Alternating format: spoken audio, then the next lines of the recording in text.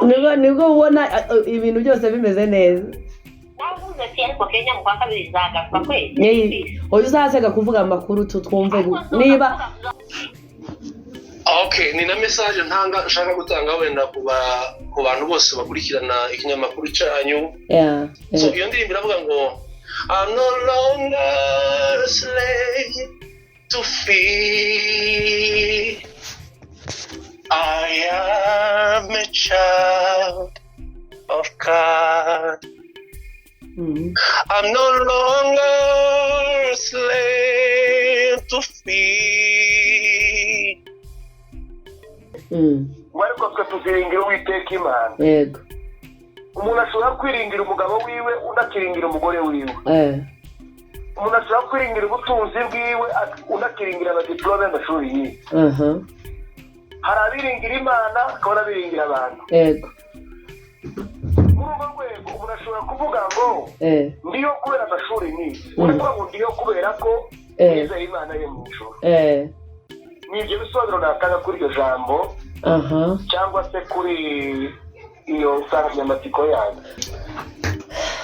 Hey guys, ndabaramukije aho muherereye mwese, ntiyambu cyane. Imana ibamugisha rero nongeye kandi kubaha ikaze mu kiganiro cya topic yacu ivuga ngo uriho kuko ndiho. Imana ibamugisha guys, komeze kubashimira urukundo rwanyu, baramutwereka support yanyu turabibona, comments zanyu, abatwandikira inbox turabibona n'ukuri kandi tukabyishimira. Imana ibaduhera umugisha. So uyu munsi twagarutse ngaje kandi mumenyere muri ibi biganiro bigiye bitandukanye tumaze gukora.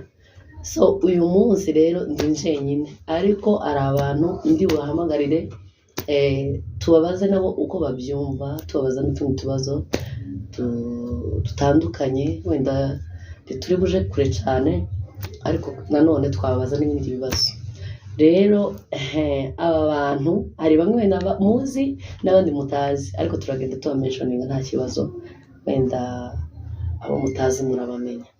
Abantu mutarakora subscribe please mugende mudakoze subscribe, share, comment zanyu nziza turazikeneye, likes, sharing ku bashuti banyu, inshuti n'abavandimwe, mu rwego rwo kudusapotinga nyine muri ya topic yacu nyine uriho uko ndiho uko turiho kubera ko muriho. So mubigaragaze rero mu bikorwa byanyu uko no mundi musanzwe mubidukorera. Reka duhere rero kuri uyu muntu, ni umukozi w'Imana twifuje ko twahamagara twumve niba dufata hanyuma tuganire n'ubundi kuri topic yacu. So abatabimenyereye rero abashyashya nibyo tumaze iminsi tuganiraho n'ubundi niyo tugiye gukomereza. Imana ibamugisha rero tubaha ikaze cyane. Kaduhamagara no muntu hanyuma tumuganirize twumve icyo yabivugaho nawe ufite uburenganzira bwo gutanga igitekerezo aho hasi ukavuga uko ubyumva. Ni ukuri byaba byiza kurushaho kugira ngo dukomeze turebe ko content yacu cyangwa ino topic muyishimiye muyikunze. Karibu rero reka twumve no muntu wacu.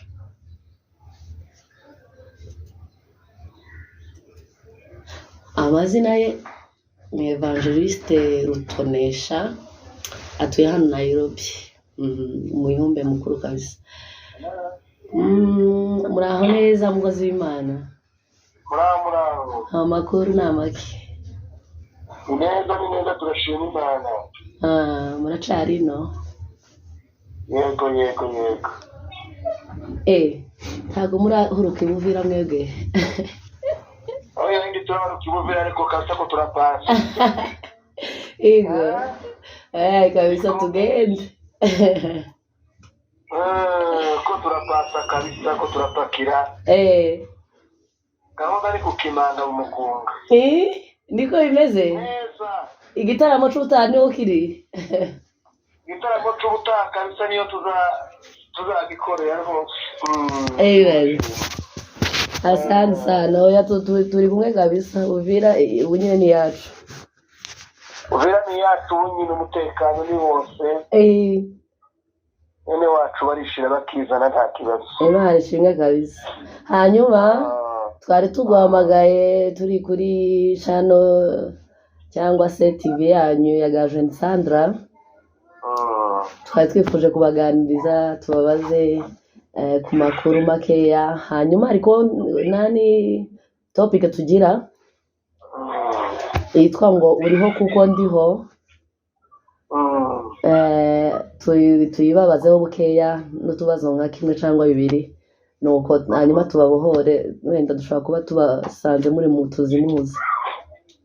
Nta kibazo nari ahantu ariko natwe twavuga nawe ni umunota umwe cyangwa ibiri nta kibazo. Asante sana, Imana iguhe umugisha rero. Hanyuma kuri iyi topic yacu ivuga ngo uriho kuko ndiho, wabisobanura gute abantu badukurikiye mu ijambo rimwe cyangwa abiri? Uriho kuko ndiho, yego, mu rwego spirituel cyangwa mu rwego rw'ubuzima busanzwe? Mu rwego mbese kote zose, mu buzima busanzwe no mu buryo bw'umwuka, kuko byose wenda biruzuzanya. Ibisobanuro bibiri, munabyumva mu buryo bubiri. Yego. Nk'abizera Imana, twizere ko Imana turiyo kubera kwiriho. Hari umurinzi warinze aravuga ngo ubwo uriho ntabwo bipfuye. Uje na Yesu turi umwe. Irangi iyo ndirimbo nawe urayizi cyane. Kubera ko Yesu ariho ntacyo tuzoba, kubera ko Yesu ariho turatekanye, kubera ko Yesu ariho turashinganye.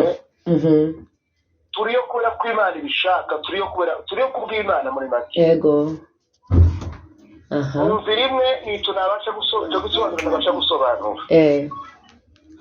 Akaba ubundi buryo bwa kabiri, abantu biringira ibintu bitandukanye.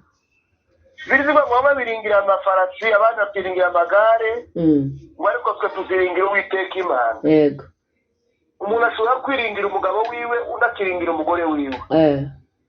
Umuntu ashobora kwiringira ubutunzi bwiwe, undi akiringira abadiplome y'amashuri yiwe. Hari abiringira Imana, hakaba n'abiringira abantu. Yego. Muri urwo rwego umuntu ashobora kuvuga ngo ndiyo kubera amashuri nize, uravuga ngo ndiyo kubera ko nizeye Imana yo mu ijuru. Ni ibyo bisobanuro natanga kuri iryo jambo cyangwa se kuri iyo nsanganyamatsiko yayo. Hanyuma mu buryo bw'umubiri ni uko byumva bisanzwe tu. Mu buryo bw'umubiri ni uko byumva, ariko kandi mu buryo bw'umwuka nuko twiringiye Imana, turiyo kubera ko Imana iriho, ntabwo turiyo ku bwacu. Okay.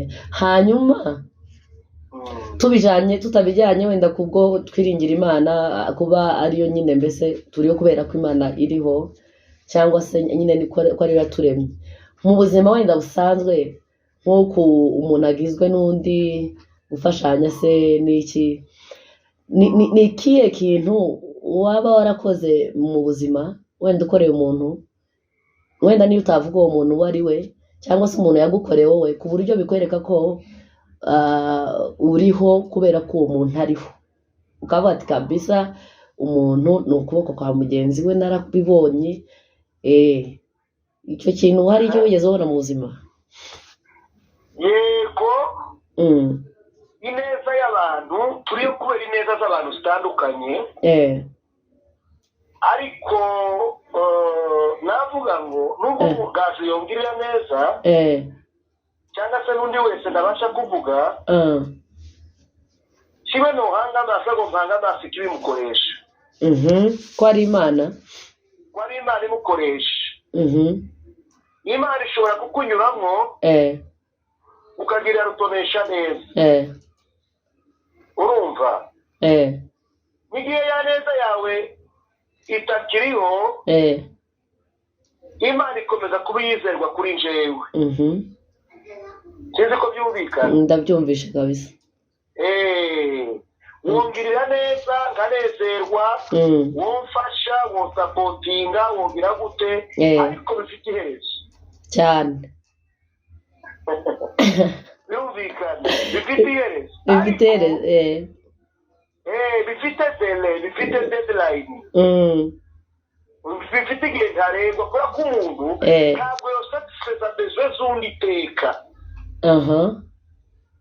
N'udafite support sapoti runaka ateze kuri mugenzi wiwe urumva abeshejweho n'Imana. Okay, oya nibyo kabisa. Sinzi ngira niba masobanukiwe. Oya nukuri nasobanukiwe. Imana iguha umugisha wa mwanya wawe. Tugire neza kabisa. Yego. Aha, numvishe uko Evangeliste Rutonesha abivuzeho. Iwa abivuze muri in general, abivuze mu buryo bwa spiritual. Kubera ko umuntu agizwe n'Imana yamuremye, abeshejweho n'Imana yamuremye, ko n'umuntu nubwo yagufasha mbese si uzikoresheje ni Imana, mbese umuntu agizwe n'undi kubera Imana. Cya kintu umuntu agukoresheje mbese ni nka cyo kintu yarasobanuye bijyanye n'ubuzima busanzwe, niba umuntu amufashije akamugirira neza akamugoboka ahantu nyine yarakeneye ubufasha kabisa, mbese n'Imana ibimukoresheje. Ariko still Imana yanyuze muri wa muntu, Imana yagantiziza mu shusho yayo gutya ngo yamize, kuko turi ishusho y'Imana izitunyuramo ikadukoresha ikintu runaka gishobora gufasha mugenzi wacu, cyangwa se gishobora gufasha mugenzi wacu kamukura mu kintu runaka wenda yifuza ko abantu bamufasha. Niyo mpamvu ino topic yacu twahise ngo uriho kuko ndiho, hanyuma Imana nituma rero dukora imirimo myiza cyangwa se tubereyeho abandi. Yani nkuko ndango birumvikanye. Guess what? Umuntu wa kabiri rero, tugiye guhamagara umuntu wa kabiri. Ni umukozi w'Imana, ni umuworshiper w'umuhanga cyane, abantu benshi baramuzi, abatamuzi ndamubatuye. Umuntu azi kuririmba ku rwego umuntu wese wenda yakifuza, utaragera nyine ku rwego rwiwe yabyifuza. Akaba n'umupasiteri. Rero uwo muntu ninde? Yitwa Pasiteri Willy. Reka tumuhamagare. Mana umfashe aboneke. Aboneke mwumve. Turamusaba by the way anaririmbe mwumve. Katwumve rero.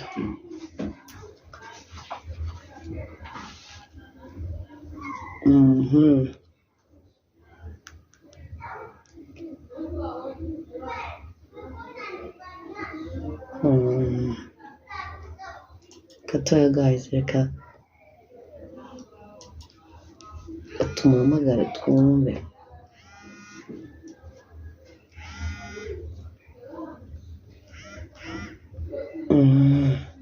Sawa.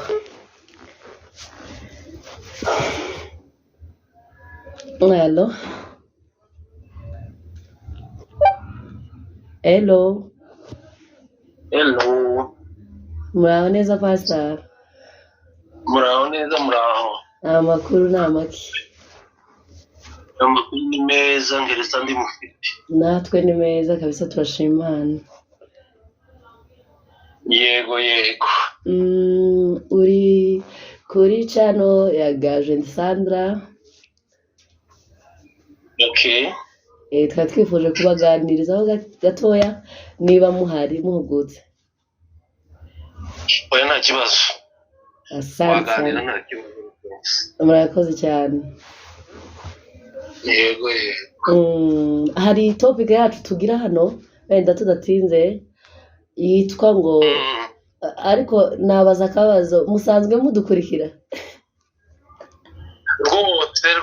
Rwose rimwe navuga ngo byacana nuko mupostinze,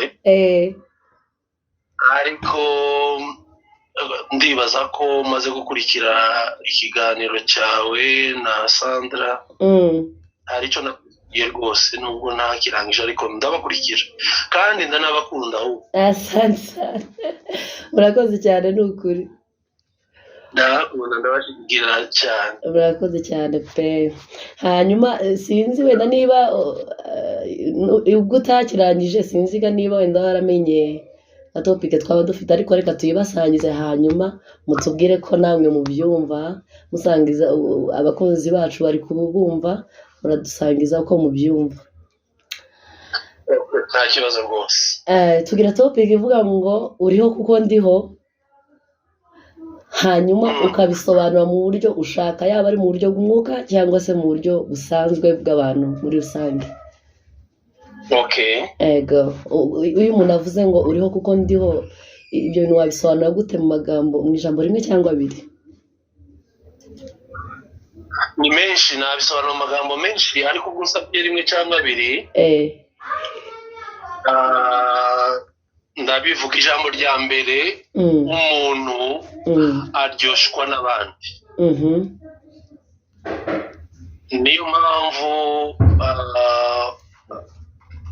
ngewe nyanigisha abantu, njye kubwirira abantu, nkangurira abantu, ngendeye ku murongo wa Bibiliya uri mu Baheburayo uvuga ko umugira umwete wo kubana n'abantu bose amahoro.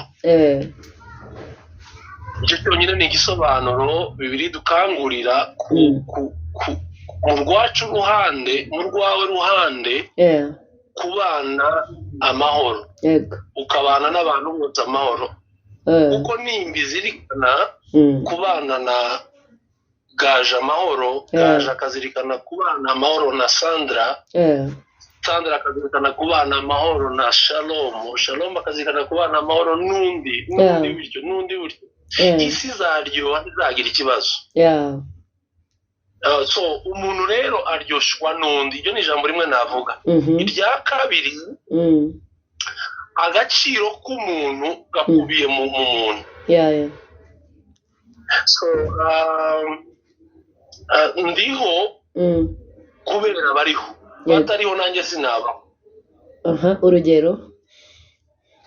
Urugero mbyutse mu gitondo, nisanga ndi njyenyine, nta wundi muntu ntuye Kasarani, nisanga nta wundi muntu uri muri Kasarani, nta buzima, sinabaho umugani wa yandirimbo. Ntago wabaho kabisa, kisanga muri uwo muhana wenyine. Nisanga muri uwo muhana njyenyine, nta mwana, nta mama, nta papa, nta muntu n'undi urimo. Ibaze reba iyo video nawe. Ntibikunda. Oya ntibikunda. Bishoboka. Okay, asante sana. Hanyuma ikibazo kiravuga ngo kindi ni ikihe kintu mu buzima urumva imyaka yose umuntu aba ariho, hari mu buzima tugenda duhura n'ibintu byinshi, hari abufasha, hari n'abagufasha. Ni ikihe kintu wenda waba warakoreye umuntu cyangwa se we yagukoreye kiguhamiriza neza yuko ukavuga ati ewan ndiho koko kubera kuri ya muntu ariho, cyangwa se nibyo koko kuri ya muntu ariho kubera ko ndiho? Reka ntangire wagize icyo nkorera. Ndabyibuka ngitangira ministry ya worship yo kuririmba, donc narebye around muri environment nari ndimo icyo gihe, ni kera muri za 2006 2006 na karindwi aho, makora ari hirya no hino, donc mbona nyine birimo birarangira aho ngaho, nta terambere biraho. Hanyuma negera umuntu wari ukomeye icyo gihe cyacu, n'undi cyanyu Sandra, twega turabeje, twega dutangiye dusaje. Mwegereye ndamubwira nti fata ukuboko, uzamure ugeze ku rwego uriho, kandi unyemerere dukorane. Muramushimira, yitwa Bienveni, abantu baramuzi, atuye muri Amerika, niyo akorera umurimo w'Imana ubu ngubu. Uwo niwe wanzamuye, uwo niwe wanyigishije, uwo niwe nita mentor. N'ubwo nyuma nagiye ngira abarimu benshi muri kariya ya music, ariko uwo niwe nita ko yamfashe ukuboko aranzamura. Uwo njye nagiriye neza, imyaka 3 ishize, hari umumama w'umukenya twakoranaga, nari ntuye mu Mombasa, wampamagaye arambwira ngo aje mu Mombasa n'umwana wiwe. ndamubwira ati okay karibu, araza va Nairobi yurira SGR asanga na Mombasa, arambwira ngo azanye umwana wanjye ngo aje kumumpa ngo icyo mfite ngo nkimuhe ngo nzakimwigisha kimenye ngo nzagaruke iwiwe mu Nairobi ngo wari unundi muntu ngo wari uwundi wiki mbese yifuzaga ko wakwigisha umwana we akamera nk'uko nyine umeze. ngewe kandi arambwira n'undi mutwara arambwira ati nta accommodation afite yo guha umwana ngo nimucumbikire iwanjye mu rugo yawe. ndabikora ndemera ngewe ntabwo ndi umukenya, ntuye muri Kenya ariko si ndi umukenya by nationality. So ariko uyu wari umuzanye ni umukenya, urumva muri relation ntaho duhuriye, ariko kubera ko hari icyo yari akeneye ko umwana we asingira mu buryo bw'umwuka, aramuzana ndamucumbikira mu icyumba ndamugaburira donc umwana ariko burya ngatondana nawe mu masession ya nigaga ibintu bya praise and worship. Yego. Ntangira kumutraininga icyo gihe Mombasa n'igihe yari uyoboye muri iryo torero twakoragaho. Ikintu rero kinezereza ari cyo wenda warumbwiye icyo nge na Mariyundi, nuko mva muri iyo office Mombasa nimuka mvayo ngaruka Nairobi, ari uwo mwana nayisizemo. Donc nge nari worship leader, zezeye barambaza umanto urayisigirana ati ni umwana. Wow. Yesu wacu umwana ni muto ariko arayobora muri mega church, one of the mega church here in Kenya. Yani asigara mu mwanya wawe nyine nkuko nyina yari yarabigusabye. Aririmba uko ndirimba, abyina uko mbyina, asolowinga uko solowinga, bios everything is all about what I taught him. Wow. Hey. So ndagusubije. Uransubije kabisa, bano umugisha. Hanyuma mbere yuko nkwamagara nabwiye abakunzi bacu nange ati ngiye guhamagara umukozi w'Imana ariko ni umuririmbyi ku rwego umuntu wese aragera kuri urwo rwego yakifuza kuririmba nkawe. Naje ndimo nzamzifuza cyane, sinzi ngo nzabigeraho ryari ariko turacarimo twiga. Ndakuza ubona guca bugufi ufite ariko umuririmbyi mwiza nyine hari uko twende nibwo gatugitangira ariko wenda tuzagera. Nuko ntabwo rero kuri muririmbyi mwiza utogenda utaririmbye byibura agakora kamwe bakumve. My God. Rero mukunda Gaju na Sandra kuririmbira kuri telefone nta keyboard ntaki nabyo n'ubundi mutiyane, ariko mu bisabye nta choice.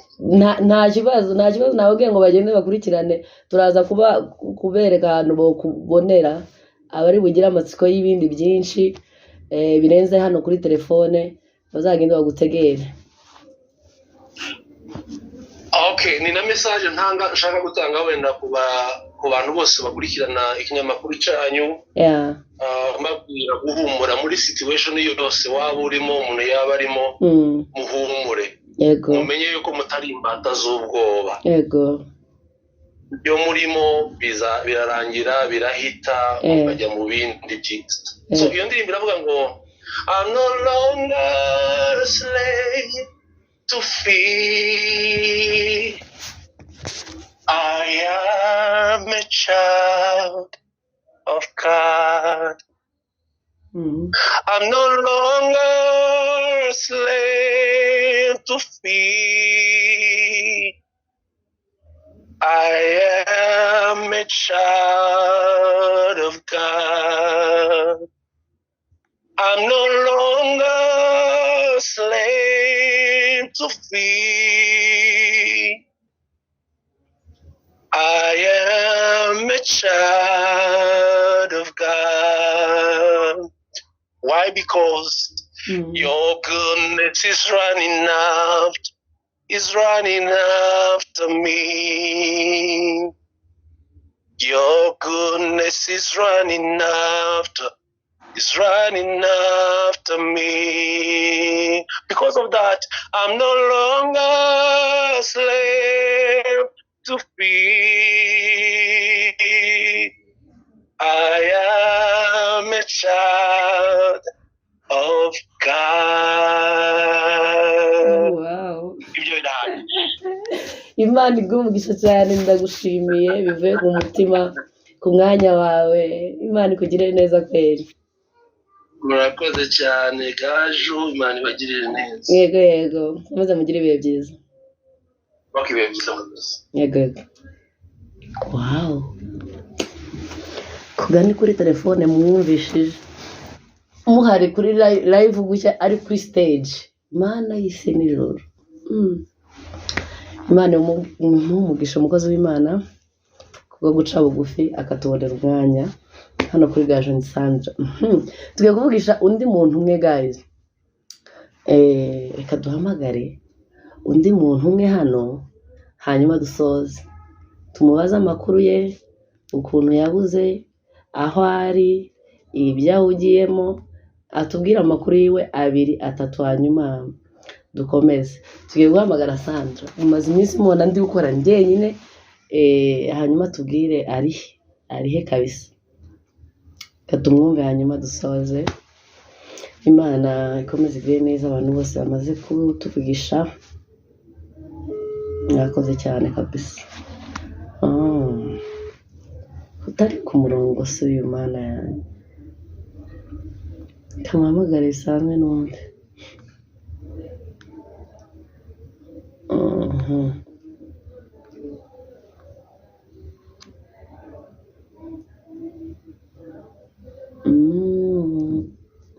Sandra. Yes.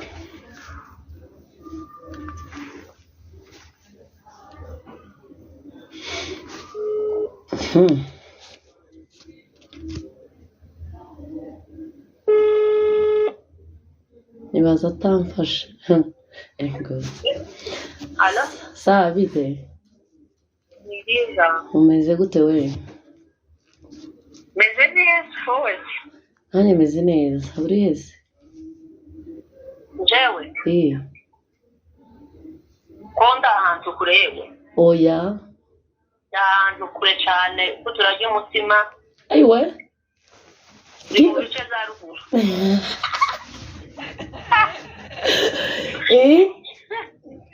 Ahantu kure pe. Ko nari ngukeneye mu kiganiro sa. Uko ndi mu kiganiro yewe? Ubu nyine? Yego. Izo biganiro ntibirabatombe twebwe ko hari ibindi turimo. Uri mu biki we? Uri mu biki? Wagiye kera wagiye gufata inani yawe icumbi kera? Jewe muzosanga n'inzu yaruzuye. Nukuvuga ngo tugeze ahantu kure. Oya. Ibaze we. Turenze ahantu bitwa Rubirizi. Ariko we. Urahazi sa? Sinajya heza. Ngo iki? Jewe ikindaje Buvira wabo nzahagera ejo mu gitondo. Wagenda kuva hano muri Kenya kugera Buvira ni imizi ngahe? Oya kana inagiye uramperutse se? Uri kuriye cyane. Yes we. Nukuvuga ngo gukingo ndi kuriye cyane wasaze ndi kuri Gaju nawe. Kuri Gaju na Sandra. None se ukuramperutse kuri Gaju na Sandra. Oya sha ahubwo suhuza abantu bacu we basuhuze numara uvuge ga iyo umaze none se Uvira yafashwe ari yuri. Uvuge furu. Yewe ndasuhuza abakunzi ba Gaju na Sandra cyane. Ukuri ndabakumbuye ariko nagiye nkantu kure nyine. Kandi ikintu nabwira abakunzi ba Gaju na Sandra ngo abadukurikirana ni benshi. Wowe uri kuri Terega ubabwire ngo jewe ubabwire ko Uvira yabaye tombe. Yafashwe n'uwangu jewe zagumye kuba ndi mu nzira. Uruka yafashwe. Ndahuruka n'abanyamujereti n'abanyakicasa. Ejo tuzaba dufite. Oya.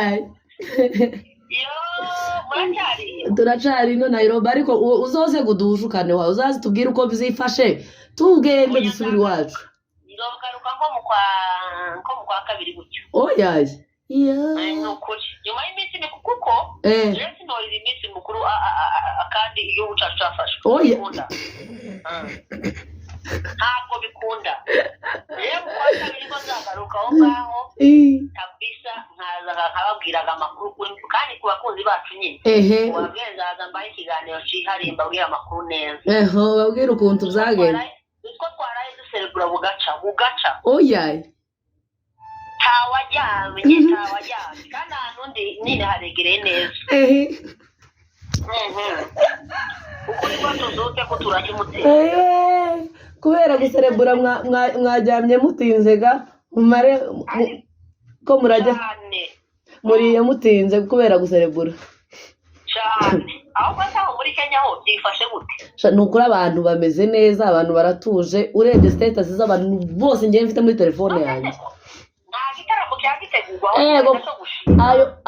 ayo makuru maze kuvugisha Evangeliste Rutonesha arambwira ngo igitaramo gikurikira ngo nibaga ahantu yavuze ngo nje simazi ngo namubishe yasaze kuri ruga wabonye status iwe none yavuze ngo ikindi gitaramo c'ubutaha ni nukugitaramira iriya sha bintu zo kugira nukuvuga ngo apotre Gitwaza nugwamage kuba iriya Afrika nguruka oyi nizabera hariya neza kukizura mu Minembwe bose ejo bundi urahazi none ariko noneho turashize ayowe umva nuko ariko nabonye no muri Kenya naho ni ukuvuga ngo aba status z'abantu bose njye narebye abantu bose mfite nako muri telefone status zabo mana yanjye we ni celebration gusa ibintu bimeze neza turatuje turanezerewe mana yanjye ko munezerewe cyane mutari kuri tele nuko ngo twebwe gatari muri Kongo umva umuntu ari kuri tele nibwo bintu biba biryoshye nibwo ubona ibintu byose bimeze neza navuze ariko Kenya mu kwa kabiri zagaruka kwezi oyo uzasega kuvuga amakuru twumve niba ibyo bintu cyagaje ugasambira mu Minembwe hajya ukuntu ndankwizera reka uzogaruke ga tubone kwizera ko ari uvuye uvuge n'amakuru ga utanga n'ibimenyetso ibintu bifatika